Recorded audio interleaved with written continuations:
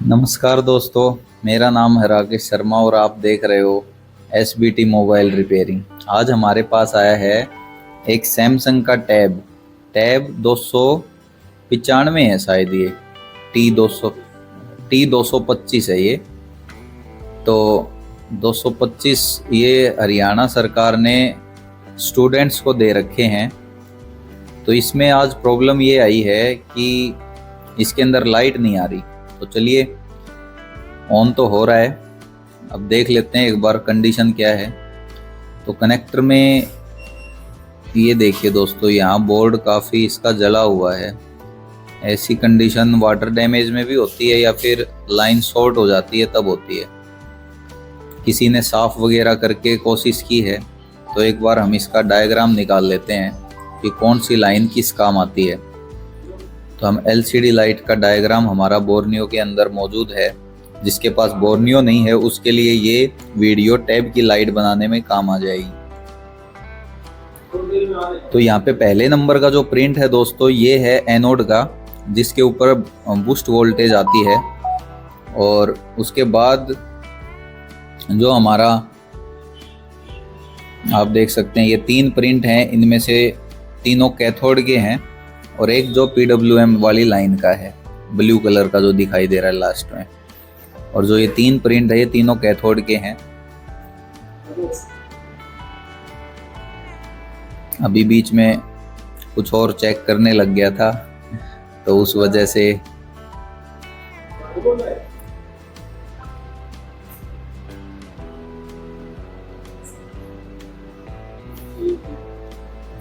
तो चलिए दोस्तों, एक बार देख लेते हैं मदरबोर्ड के अंदर कंडीशन। पहली लाइन है वो अलग ही दिख रही है कि ये लाइन ओपन है, ट्रैक है वो बीच से कटा हुआ है, जला हुआ है। और उसके बाद की जो तीनों लाइनें हैं, ये सब चेक करने के लिए कनेक्टर के नीचे 2-3 लाइनें ऐसा दिख रहा है, ये देखिए जैसे कार्बन वगैरह लगा है। तो एक बार कनेक्टर को उतार लेते हैं दोस्तों, कनेक्टर को उतार लेते हैं क्योंकि एनोड वाली लाइन का भी हमें प्रिंट ही बनाना पड़ेगा। लाइट सेक्शन को बाद में देखेंगे, पहले एक बार ये कंडीशन देख लेते हैं। कनेक्टर को उतारने के बाद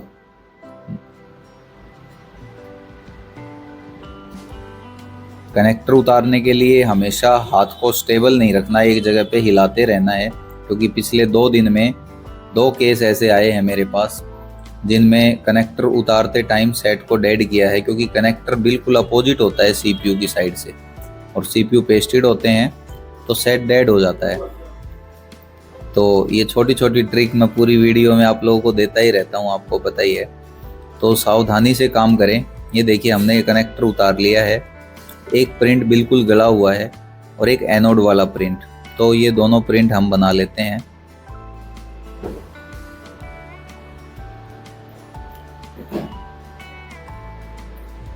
हालांकि लाइट के लिए तो ये प्रिंट जिम्मेदार नहीं है, लेकिन ग्राफिक्स और टच में से कोई पॉइंट ये काम का हो सकता है।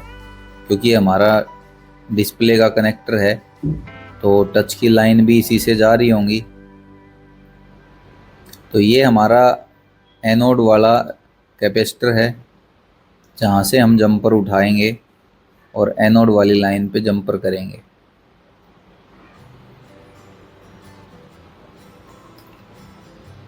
ये हमने जो लाल वाला मोटा जो जंपर वायर होता है वो लगाया है, क्योंकि हाई वोल्ट की लाइन रहती है। तो इसमें ज़रूरी है कि हमारा जो वायर है वो थोड़ा सा मजबूत होना चाहिए।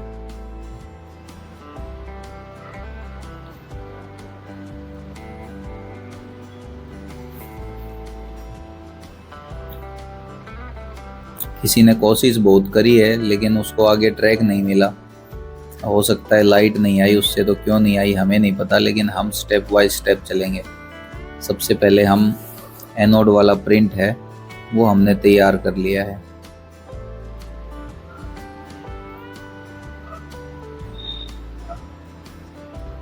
पिछली जो 2-3 वीडियो थी वो कुछ ज़्यादा ही फास्ट फॉरवर्डिंग करी थी, जिनमें नए लोगों को समझने में काफ़ी दिक्कत होती है।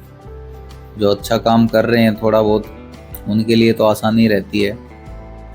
तो अभी कोशिश करूँगा कि वीडियो को बहुत ज़्यादा फास्ट ना करूँ। इस हिसाब से करूं जिससे आप लोगों को समझ आए।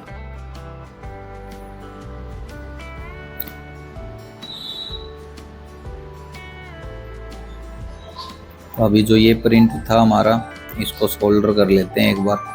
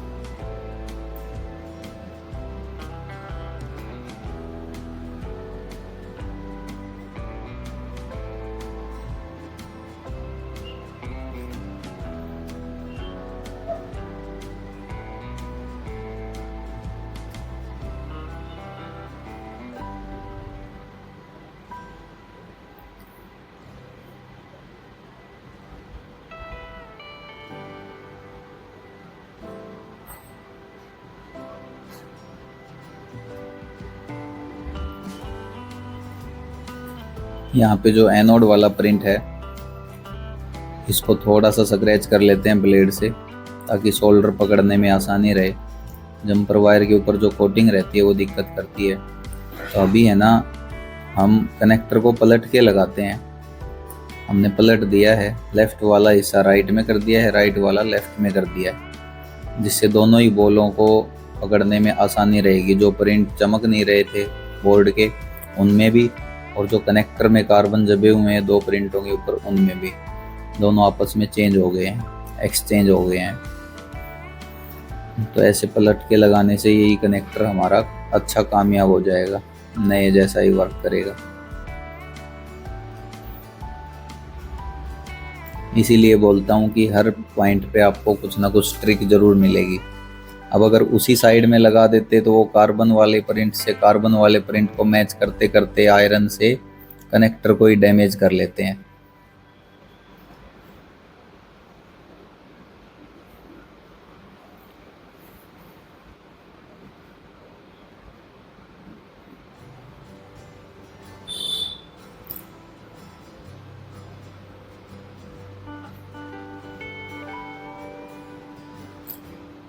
तो सारा मामला लगभग ओके है।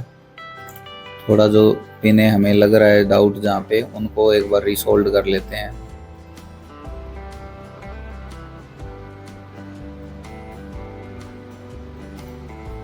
सिर्फ पिन से टच करते हैं आयरन को।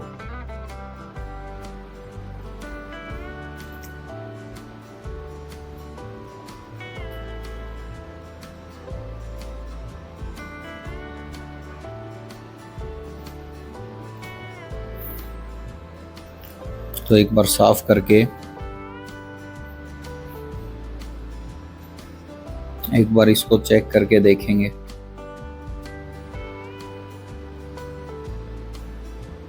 इसके नीचे टेप लगा लेते हैं, क्योंकि हीट करते टाइम जब कनेक्टर लगाया तो हमने इसको वायर को ढका नहीं, तो इसके जो ऊपर का जो कोटिंग था वो हट गया है। तो सोल्डर से भिड़ के वो शॉर्ट ना हो जाए, इसके लिए इसके नीचे हम टेप लगा देते हैं थोड़ी सी।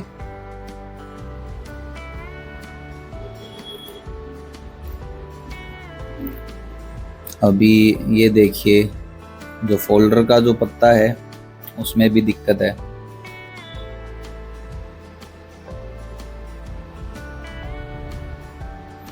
चलिए, फोल्डर को हमने बाहर निकाल लिया है, तो फोल्डर का जो पत्ता है, जो वाटर डैमेज है, प्रिंट यहाँ पे भी ख़त्म है। तो एक बार इसको भी उतार लेते हैं। जो पत्ते के ऊपर जो कनेक्टर होता है उसके लिए टेम्परेचर बहुत नॉर्मल रखना है, 280 से 300 लास्ट है, नहीं तो फिर पत्ता फूलने के और कनेक्टर जलने के चांसेस ज़्यादा रहते हैं। तो ये काफ़ी है 280 से 300, क्योंकि पत्ता जल्दी गर्म हो जाता है। और जो सोल्डर होता है वो इसके ऊपर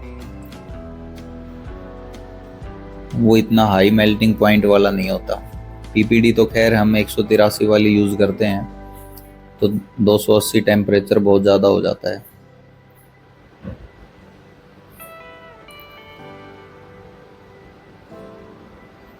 तो दोस्तों यहाँ पत्ते के नीचे काफ़ी प्रिंट डैमेज हैं। इन चीज़ों को हमें देखना चाहिए, बहुत ज़रूरी है। छोटी छोटी चीज़ें देखते हैं तो बात बन जाती है। आपके पास माइक्रोस्कोप होना ज़रूरी है। आप चाहे कोई भी काम कर रहे हैं, माइक्रोस्कोप अगर नहीं है तो आप ये छोटी छोटी चीज़ें हैं ये नहीं पकड़ पाते। माइक्रोस्कोप है तो आई स्कैन से आपका 99% काम हो जाता है।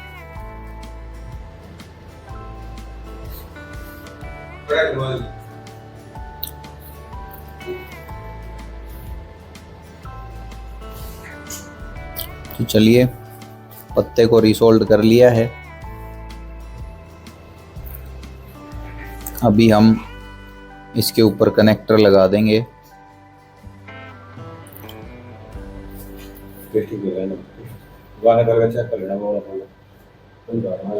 कर लें।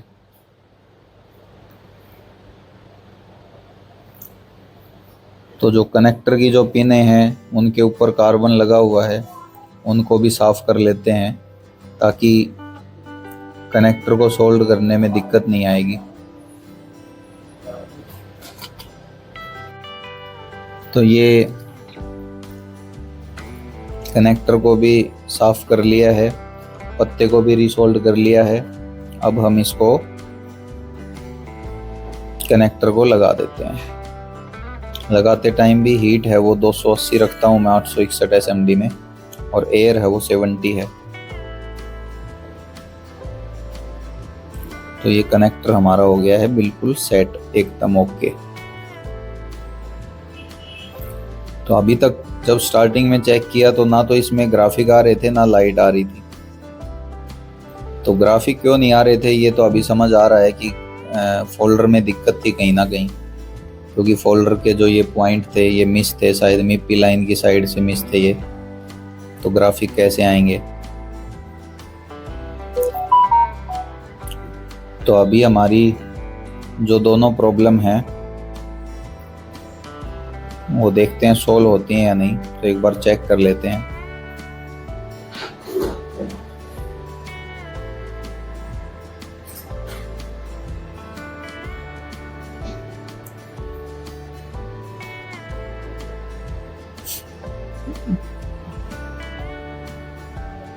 तो ऑन करने से तो कुछ दिखाई नहीं दिया, लेकिन अभी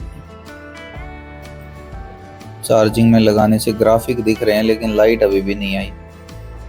सैमसंग लिखा आ गया है, ग्राफिक आ गए हैं लेकिन लाइट नहीं आई दोस्तों अभी भी।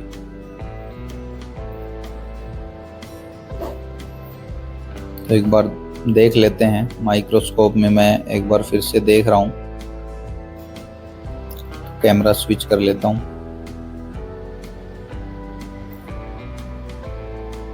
यहाँ पे ये जो कैप है प्लस वाली लाइन में, ये थोड़ा सा इसके ऊपर मेरे को थोड़ा डाउट लग रहा है। ये देखिए, ये एनोड की लाइन बनती है, आईसी के अंदर से इसको बूस्टअप मिलता है एनोड की लाइन के लिए।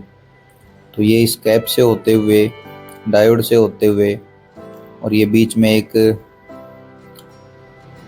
फ्यूजेबल कॉइल लगी है एफएल, इससे होते हुए सीरीज में एक कॉइल लगी है, इससे होते हुए, और जहाँ से हमने जंपर दिया था जिस बड़े कैप से, वहाँ से होते हुए ये कनेक्टर तक जाती है हमारी लाइन। तो एक बार मीटर में चेक कर लेते हैं। मीटर को भी मैंने सेट कर दिया है कोने में, लेकिन अब फिर से मेरे को लगता है कि कैमरा मैं शिफ्ट करना भूल गया हूँ।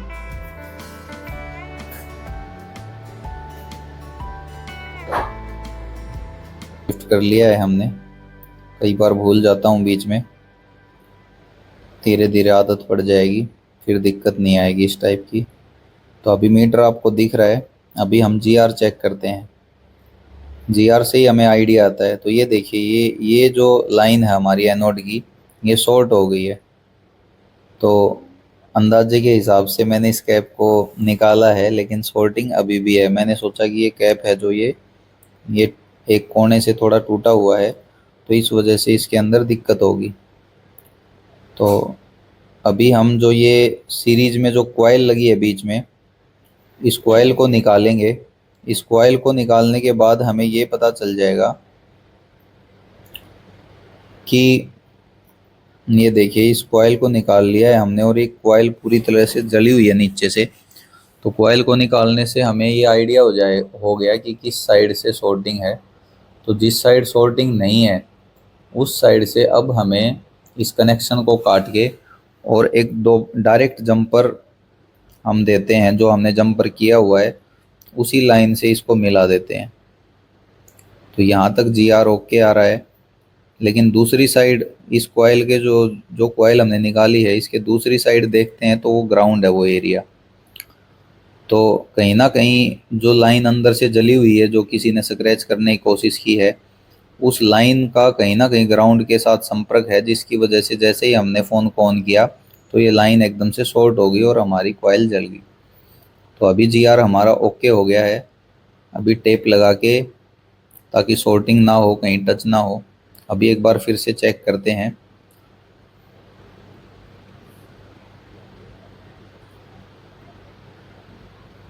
तो ये देखिए दोस्तों, हमारी लाइट की प्रॉब्लम सॉल्व हो चुकी है।